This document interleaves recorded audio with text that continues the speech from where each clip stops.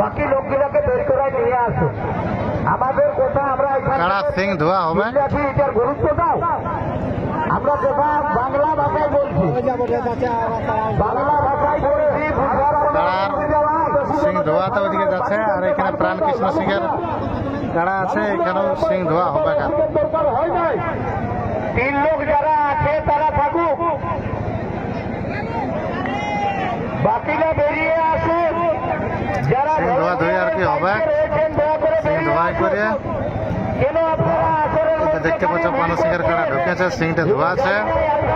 আর ওইদিকে লক্ষ্মীকান্ত মাতার কাড়া সিং ধোয়াতে গেল।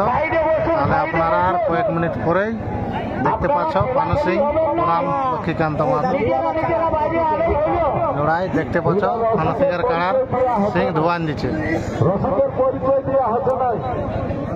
আচরণ মধ্যে ইউটিউবার ভিতরে নিষেধ, তাই এইখান থেকে দেখুন কিভাবে সিং ধোয়াছে,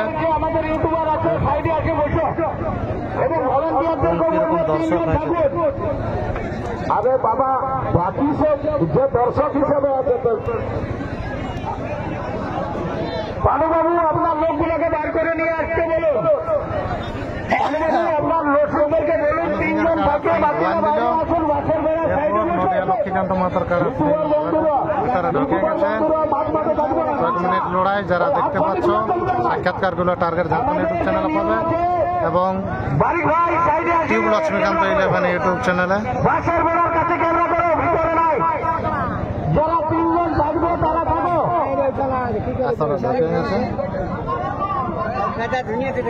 রামকৃষ্ণ বাবুর কাছে বিশেষ অনুরোধ, আপনার যে রসিদ বাদ দিয়ে কাউকে তার কাছে রাখবেন নাই।